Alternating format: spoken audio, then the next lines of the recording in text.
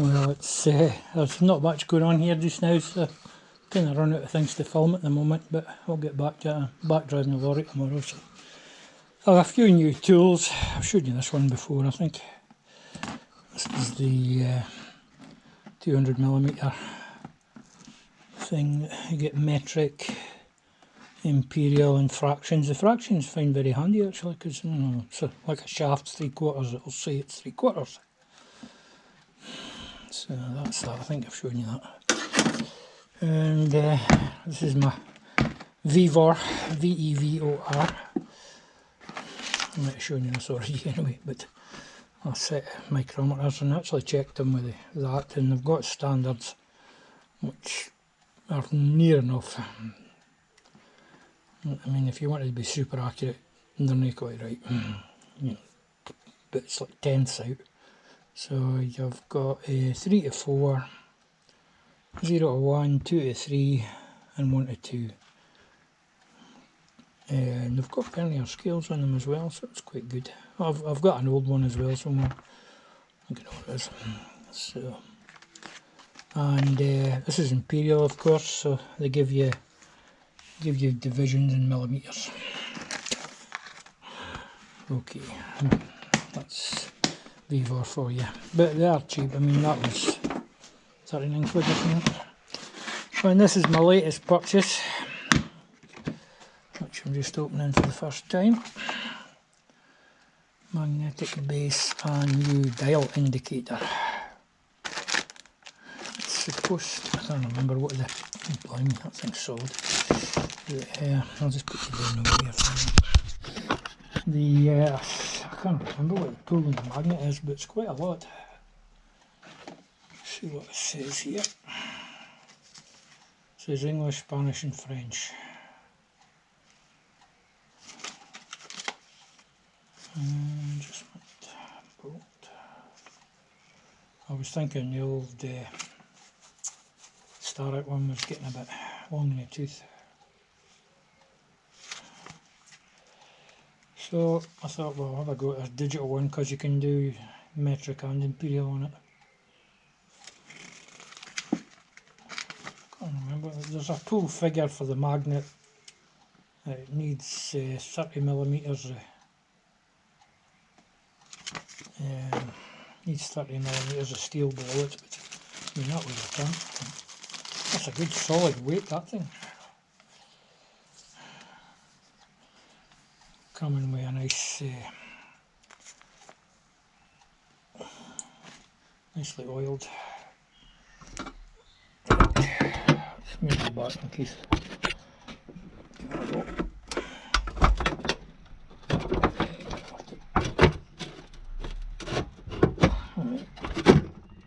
Gee whiz. Take me almost trying to pull that out of there. That's good. And it's got reasonable length arms as well, a bit better than the other one. It was a budget buy, as I say. It's a digital.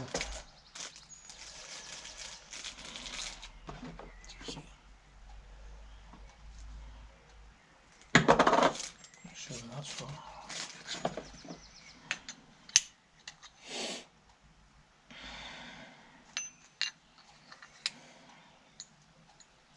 Oh, it's a different back plate to,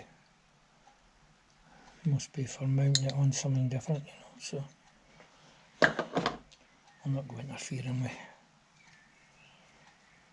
things. Oh, that's good. Pull the whole display off there. Right, off on. Yep. Oh, it's got a 0 setting. Let's see.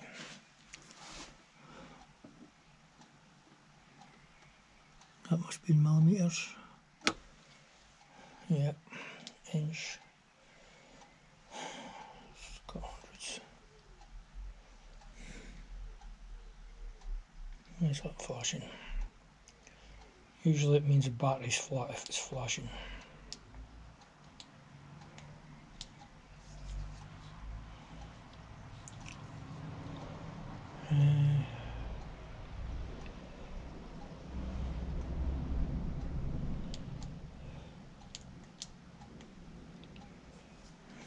inches.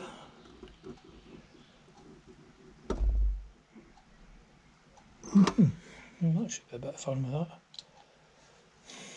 We can I take it these, looks like there's two bits in the top there, right?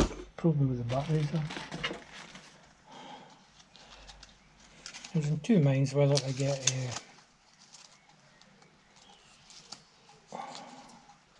just a manual one or a digital one, but I'll go to digital.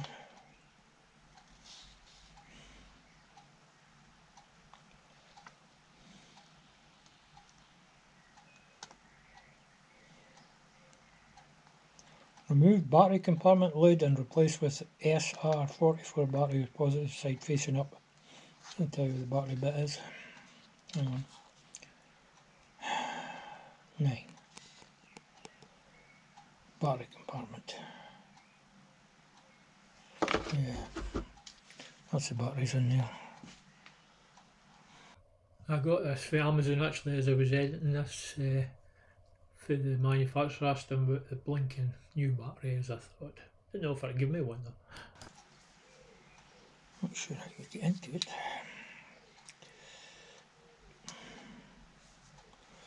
Okay. Oh well. Take that up a bit.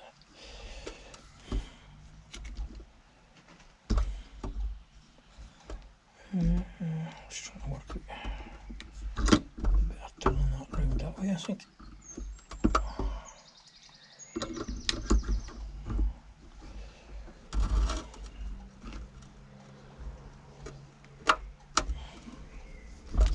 Got a good bit of range as well. That'll pick up some amount of chips. It's got its own wee case you can put it in, which is quite good.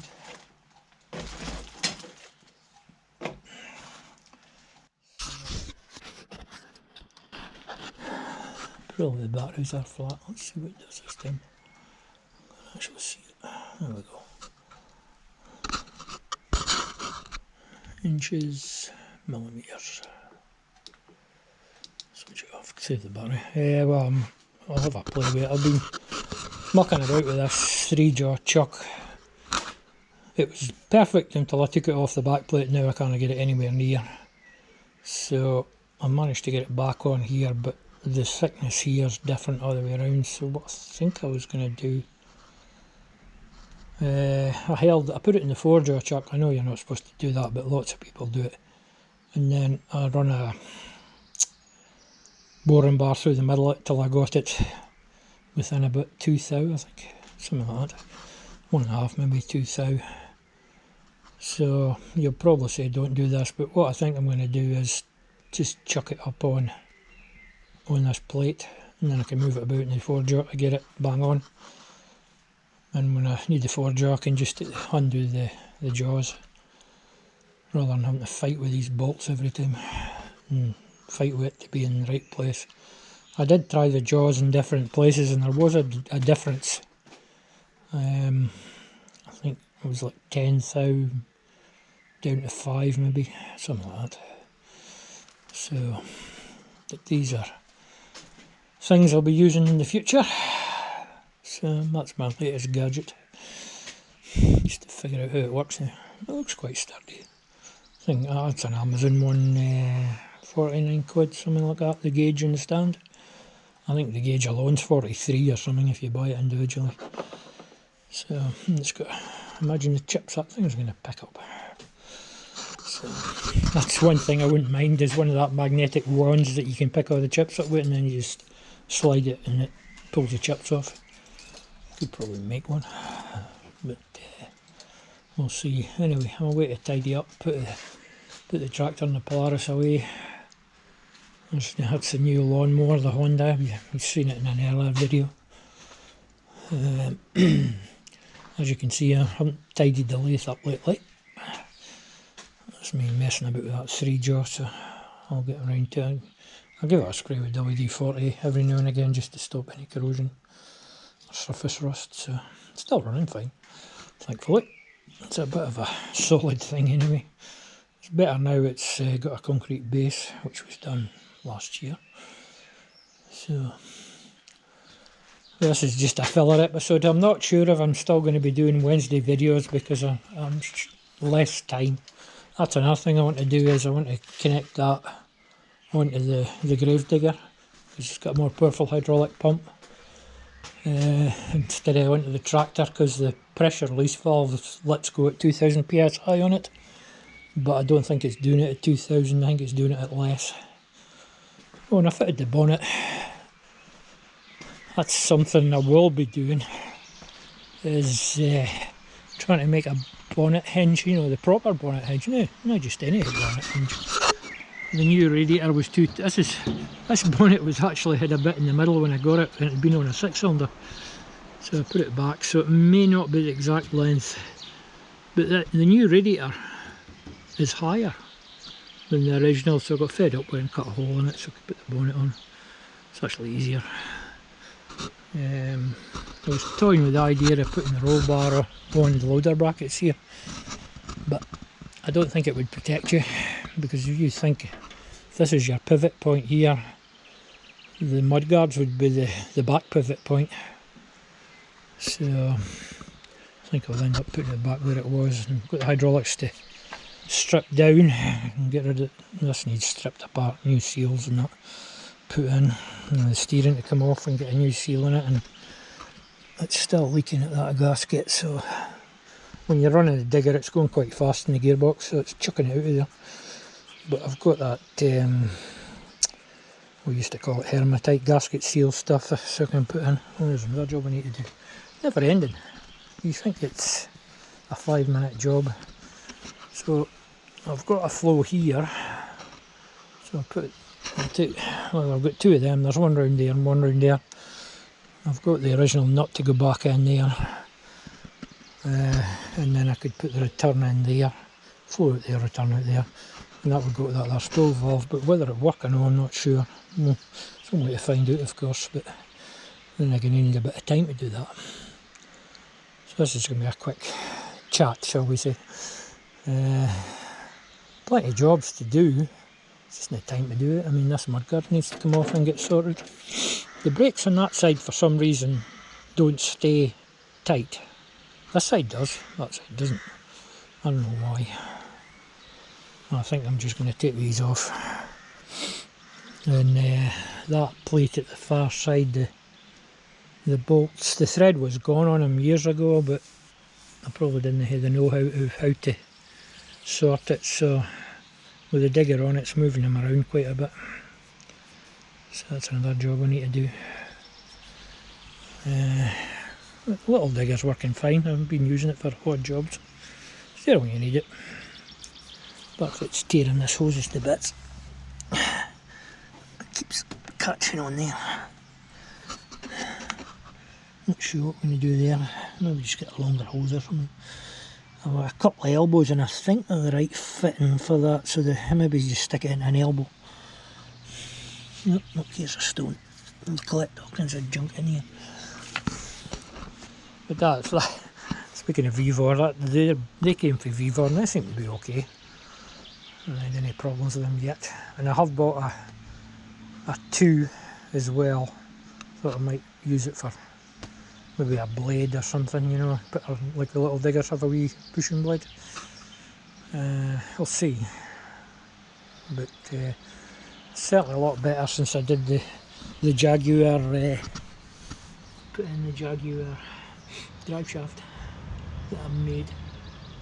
Looks like it's chucking some grease out of there. That'll live. So I'm quite happy with that. And I'm sure all like the professional welders and that going, is that welding's rubbish? You know, I'll say, so it is. I don't care. Told you before, I just plate things. So, I've always liked this bonnet because it's got the Aberdeen tractors on it. Aberdeen, Inverurie Road, Bucksburn. Well, it doesn't exist anymore. It was taken over by somebody. I think they were taken over by somebody. Well, there used to be one in the village where I stay. Or the big village next to us, I should say. So, a couple of oil leaks to sort. I'm not sure if the oil leak in the bottom of the gearbox is coming from up here. That tap's got to be sorted as well. Either sort it or get rid of it and put something else in. Never ending. Never ending. Okay, that's just a quick update. Like I say, I might be stopping the Wednesdays, just do Saturdays. Should not get a half-hour video for you by Saturday. Come in here and clean the place, that'll be a 3-hour video.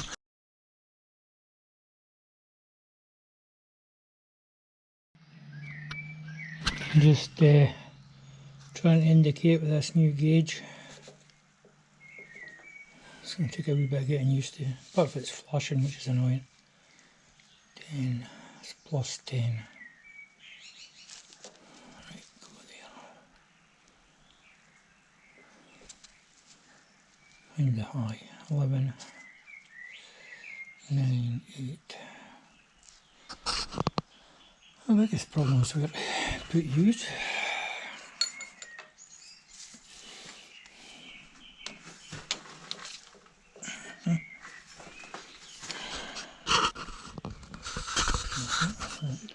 Well, I think I should say 26, and it should be the same all the way around, shouldn't it? So I was trying to line it on 26 there, but I mean, it's so blooming sensitive. Let's go into millimetres, make it easier.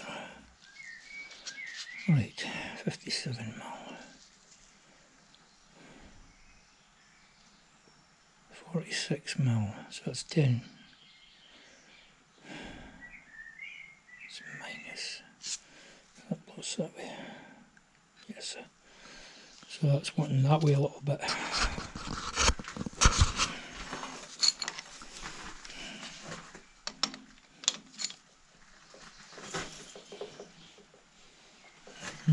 Nope.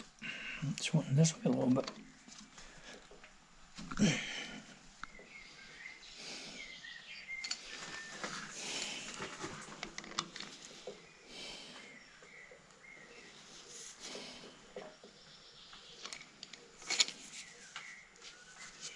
So it's 5.2. Oh, that's close, look. That's 5.5 at that side.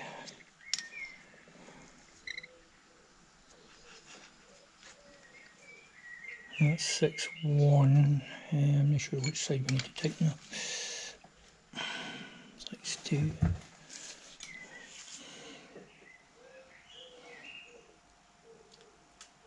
4.8. I'll put this to 4.9. That's 0.50.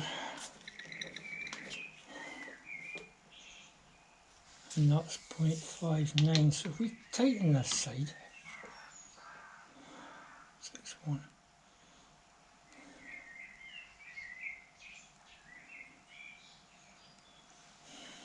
Let's make it. Yeah, it's just loosened. Needs to be. Oh, I wish I'd got a dial gauge now. I think I'll be ordering one. This is too flippant. Right, let's aim for 6.5. 6.9.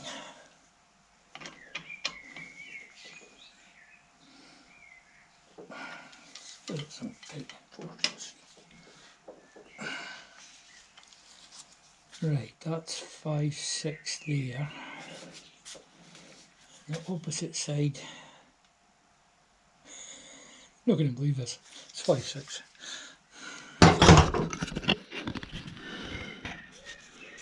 It's flashing 5.5 at this side. Oh no, it's. Oh, I got a side. That's 6.5 at that side, is it? 5.9. Oh, it's so sensitive. 5.6. Doing 180. 5.6. Alright? 5.6. Just got a second to sort itself out. 6.4.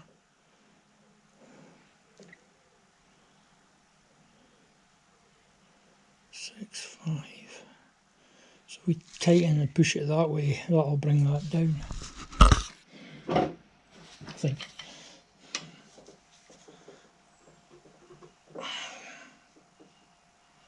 And let's put it on 70, 69, 58, 6.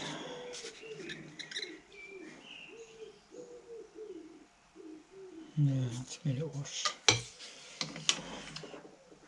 That back. Yeah.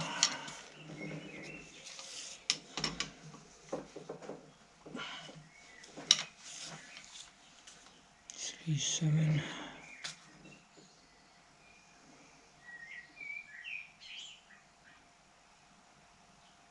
Right, that's flashing 3.5.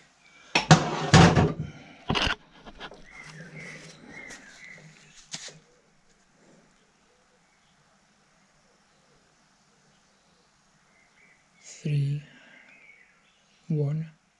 When you literally move it just a tiny amount, it changes. So 3.3 there, we'll say, and 180 round. Pin's probably not round. There we go.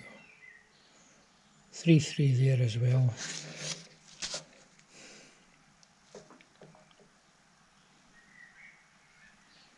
Guess it's near we're going to get it. Let's try it this way then. Hey, that is 5.8. Well, what we'll do is we'll tighten it. What are we doing? Come on, 1,000 miles away.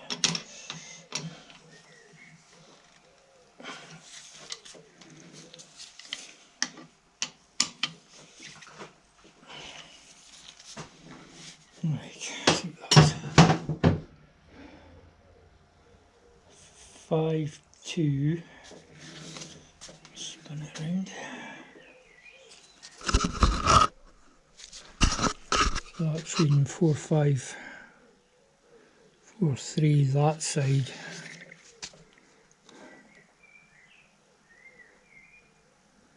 4.9 that side. Minus, it's got a minus there. So we'll tighten this side and see what happens.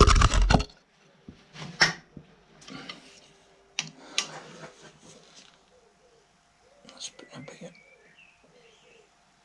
Yeah, need to loosen this side.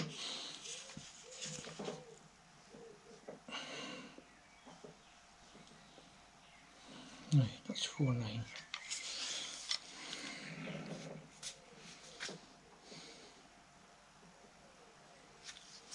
If I tighten this, it should put a change this. 4.1.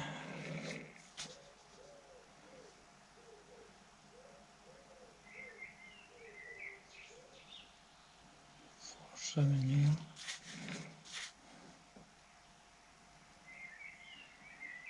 They're going at 3.4 now.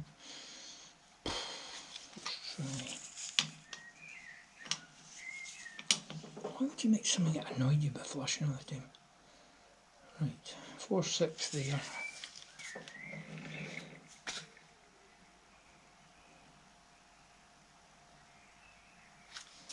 5.7. Nope.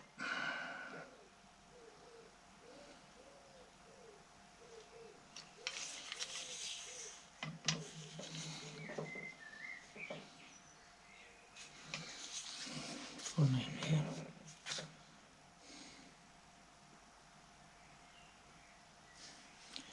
Well, it's a lovely gauge, but it's a pain in the butt. I think what we'll do is we'll just put the Starrett one in here for now, and I'll order a new dial gauge. Because the metric, that battery one's too sensitive for my liking.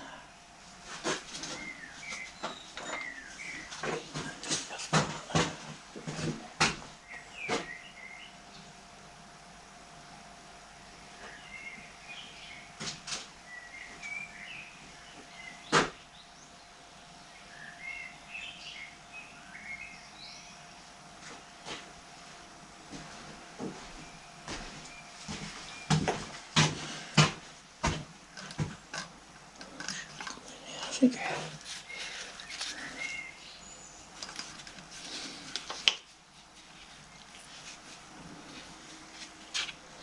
It's going to be too big, isn't it?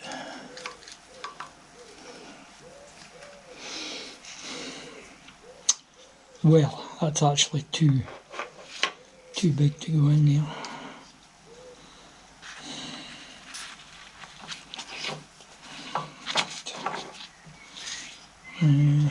We'll do it another way. We'll just do it. My machine in a pin for a bit in the lorry I drive that holds the back door shut. It's that worn out. It's causing a few problems. But that's an old pin off a digger. I was trying to indicate it with that new digital gauge I got. Oh gee whiz. So sensitive. I'll order a new dial gauge. Same make. So I'm just going to use the cutter as a guide. It doesn't have to be that accurate anyway, so.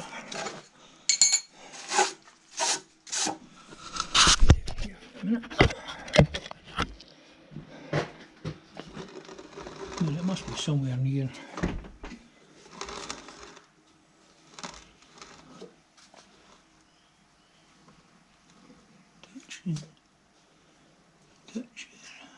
Moving away. Right, that needs to come to me.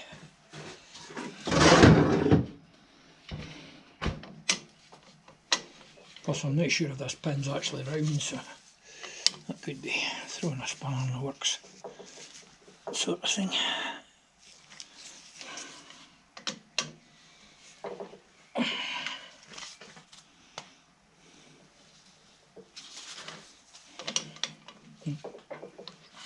The old Starrett one doesn't fit in. I'll buy one the same make, just a dial gauge.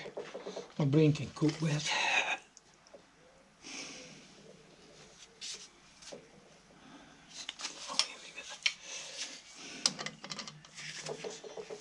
Back in the old 4-jaw here.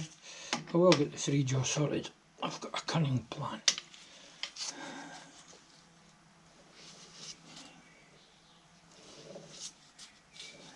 Pretty close.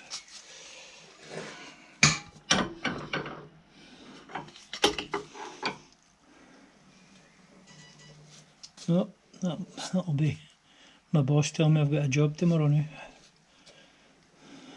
I hope. Right, that's pretty close like for what we are doing, that'll be fine. Just go right round everything, give it a tighten.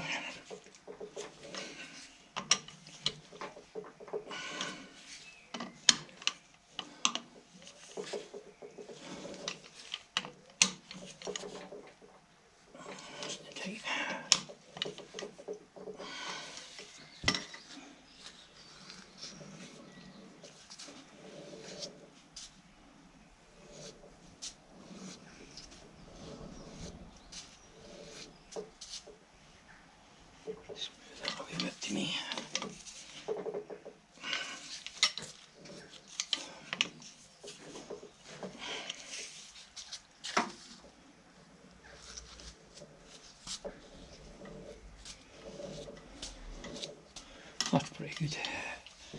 Okey-doke. Well, this has turned out to be one of the most annoying things in the world. So, anyway, that's hundreds and then your tenths at the end there. It'll start flashing after about 15 seconds. That's 1, 2, 2 thousandths out. That was me just setting it way against the cutter. See, now it's flashing. That's really annoying. I'll switch it off and on again. You get about 15 seconds a piece before it starts. 1 thou. I think we could live with 1.5 thou. Not bad for just setting it my eye off the cutter. So that's ready to machine. I'm not in tomorrow, so I'll do it tomorrow. Okay, I'll bring you back tomorrow when we're making it. But if I can figure out how to stop this thing flashing, that would be great. I'm making queries.